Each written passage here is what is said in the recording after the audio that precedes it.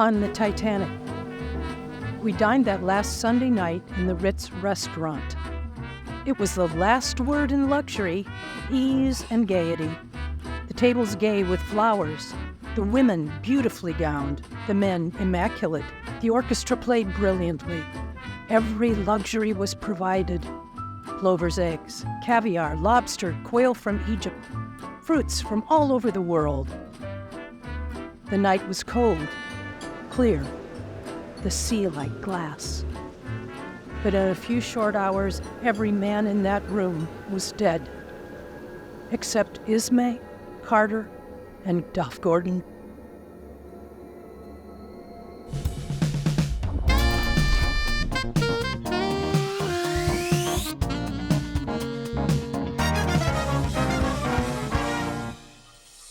Hi, my name is Jessica, a public historian for Brucemore, a National Trust for Historic Preservation site. We have all kinds of interesting histories that we are excited to share with you. So be sure to like, subscribe, and ring the bell so you don't miss future programs. James Cameron, director of the 1997 blockbuster film Titanic, once said the Titanic holds a great metaphorical and mythical value in the human consciousness. Brucemore shares in the collective remembrance of the Titanic as a historic site that was owned by a family that was directly impacted by the sinking. We wanted to take this opportunity to share that connection and the experiences of the family as they move through one of the defining moments of the 20th century. We are sharing the story from two perspectives, from Walter and Mahala Douglas, who were passengers aboard the ship, and George and Irene Douglas, Walter's brother and sister-in-law, who experienced the anxiety, confusion, and loss in the aftermath of the sinking. You can find a link to that video below. First, a quick word about the Douglas family. The Douglas family very much embodied the American dream of the late 19th and early 20th century. George Douglas Sr., a Scottish immigrant, came to Cedar Rapids, Iowa, and co-founded the Quaker Oats Company. Two of his sons, George Bruce and Walter Donald, carried on his entrepreneurial spirit and founded their own successful companies in cornstarch milling and linseed oil production, respectively. George first stayed in Cedar Rapids with his own family and eventually built a large country estate that he called Brucemore, which is where we are today. Walter spent much of his adulthood in Cedar Rapids as well. Walter lost his first wife, Lulu, in 1899 to typhoid, leaving him to raise two sons. By 1905, his sons were 18 and 20, and Walter started a new firm in Minneapolis and moved to the city full-time. The following year, he would remarry a longtime friend, Mahala Dutton Benedict. The two of them started a new life together and began construction on a new home, Walden, on the shores of Lake Minnetonka. Mahala and Walter, along with Mahala's maid, Berthe Leroy, boarded the Titanic at Cherbourg. They held ticket 17761 and booked first-class cabin C86. Mahala recalled the first few days of the voyage, saying, "Everything seemed to go perfectly. The boat was so luxurious, so steady, so immense, and such a marvel of mechanism. One could not believe he was on a boat. We had smooth seas, clear starlit nights, fresh favoring winds, nothing to mar our pleasure." She did note that on the day before the disaster, she and Walter saw a crew member filling a bucket used for taking water temperature from a standpipe rather than from the ocean. The temperature of the seawater could have helped to indicate that icebergs were present, but Mahala did not report this to an officer. On Sunday, we had a delightful day. Everyone was in the best of spirits. The time the boat was making was considered very good, and all were interested in getting into New York early. We dined in the restaurant, going in about 8 o'clock. We did not leave the tables until most of the others had left, and the evening was passed very quietly. As we went to our stateroom, we both remarked that the boat was going faster than she ever had. The vibration as one passed the stairway in the center was very noticeable. Walter and Mahala had no way of knowing that the Titanic had been receiving messages from nearby ships to be on the lookout for icebergs, and that those messages were being ignored. The ship continued at full speed. At 11:40 p.m., lookout Frederick Fleet spotted an iceberg immediately ahead of the ship. The warning was communicated to the bridge, but it was too late. The ship hit the iceberg on its starboard side, buckling the plates of the hull and allowing the ship's famous watertight compartments to fill with water. The shock of the collision was not great to us. The engine stopped, then went on for a few moments, and then stopped again. We waited for some time, Mr. Douglas reassuring me that there was no danger before going out of the cabin.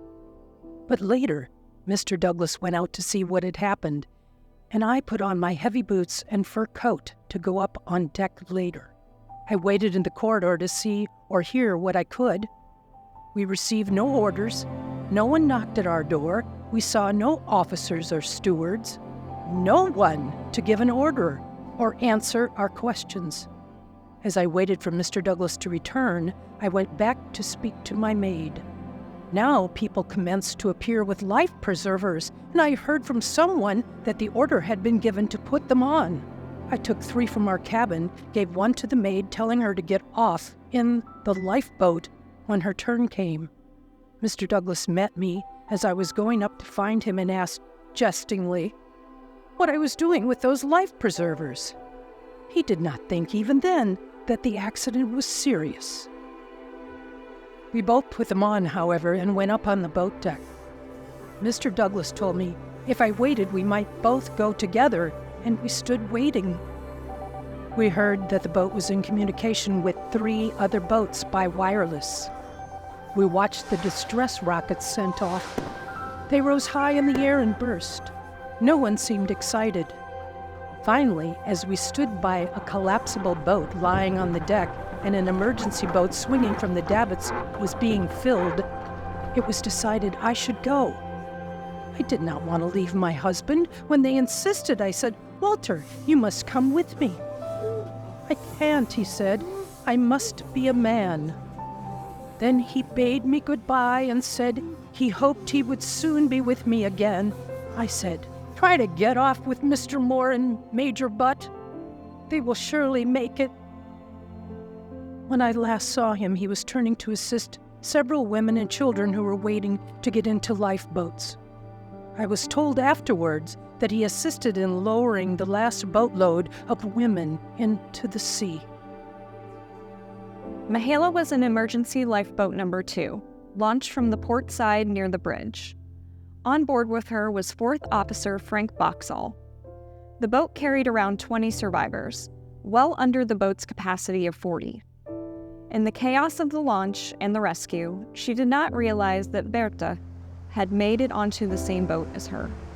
Rowing was difficult, for no one knew how. I tried to steer under Mr. Boxhall's orders. Mr. Boxhall got away from the ship and we stopped for a time. Several times we stopped rowing to listen for the lapping of the water against the icebergs. In an incredibly short space of time, it seemed to me, the boat sank. I heard an explosion. I watched the boat go down, and the last picture to my mind is the immense mass of black against the starlit sky, and then nothingness. Officer Boxhall had several green Roman candles and used them to signal the Carpathia. They were the first boat to reach the rescue ship. When we pulled alongside, Mr. Boxhall called out, "Shut down your engines and take us aboard. I have only 1 sailor."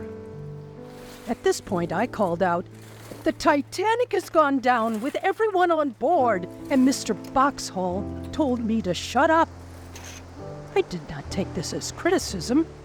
I think he was perfectly right. We climbed the rope ladder to the upper deck of the Carpathia at 4:10. In the afternoon, I sent a brief Marconigram with the news that Mr. Douglas was among the missing. I went myself to the purser several times every day, but it was not sent. The Carpathia arrived in New York on the evening of April 18th. George Bruce and Irene, Walter's sons, George Camp and Edward Bruce, and Mahala's sister all waited at Pier 54 with great anxiety. The family knew that Mahala had survived, and they held out hope that somehow Walter would have been rescued too. George soon spotted his sister-in-law in the crowd. When they met, she said only, "Walter, did not come with me.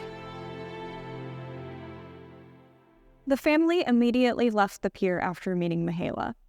Like many other first-class passengers, she was sent to the Waldorf Astoria Hotel. She relayed her recollection of the sinking to her family for the first time after arriving.